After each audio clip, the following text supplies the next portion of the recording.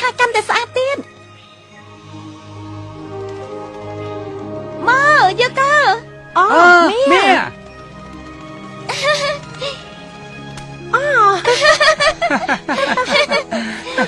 ខ្ញុំនឹកពួកអញទាំងពីរខ្លាំងពួកយើងក៏នឹកនាងដូចគ្នា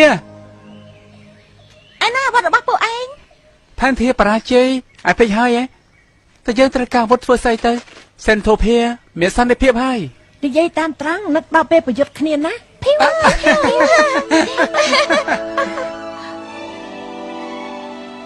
ព្រះអាទិត្យបញ្ចេញពន្លឺយូនីខនមានសុវត្ថិភាពហើយហើយពេលនេះគ្មានអ្វីធ្វើឲ្យចិត្តយើងមួម៉ងបានទៀតទេគឺជាស្អីគេផាដល់ប្រជាជនទូប្រាទូបង្គំកំពុងតែជួយនយោបាយទឹកវារំធ្វើទៅបង្គំអីអរគុណមៀស្វាគមន៍ដែលត្រឡប់មកវិញគួរឲ្យផ្ញើផលមែនរីករាយណាស់ដែលបានជួបឯម្ដងទៀតមៀតាប៉ាត់ខ្ញុំម្ចាស់មករកអូនឆៅទៅរស់នៅខាងក្រៅហើយពេលនេះគេរស់នៅជាមួយយូនីខនផ្សេងទៀតអូប៉ាត់ជាល្អណាស់គេច្បាស់ជាសប្បាយចិត្តបើបានឃើញឯងគួរតែទៅជួបគេទៅព្រះមេខ្ញុំម្ចាស់ទៅហើយលាហើយព្រះអង្គទៅទៀតជួបគ្នាបាយមៀ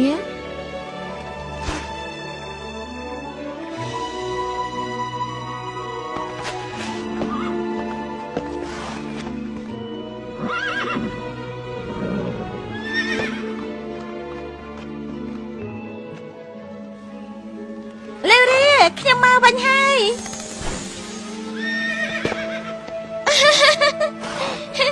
ខ្ញុំរីករាយណាស់ដែលបានជួបឯងទៀតឯណាអូនឆៅ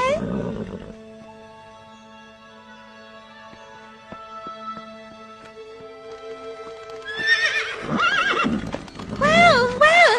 ប៉ុណ្ណឹងបានហើយអ្នកទាំងពីរសួស្ដីអូនឆៅ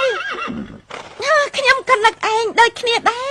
ប៉ុន្តែឯងនឹងអេលស្កូឆ្លោះគ្នាដែរទេពេលនេះស៊ីនធូភាស្ងប់សោកហើយតែអេស្កូអូនឆៅមានស្លាប់តាំងពីកំណើតស្លាប់គេគឺជាផ្នែកមួយនៃរាងកាយគេ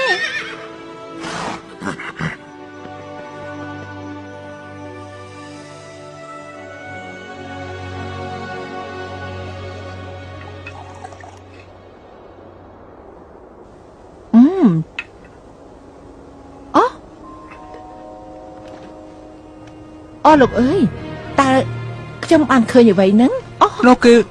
សំណួរល្អខ្លាំងណាស់អូលោកអើយមិនថាជាស្អីនោះទេតែវាមកផ្លូវនេះហើយ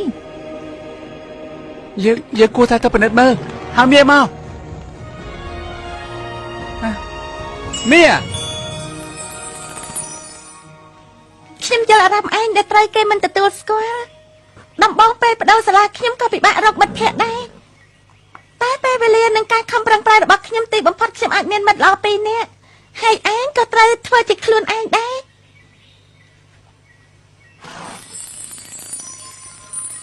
មកនឹងយកកោសន្តិភាពសប្បាយបើវាមានថ្ងៃចុងក្រោយខ្ញុំទៅហើយបន្តិចទៀតជួបគ្នា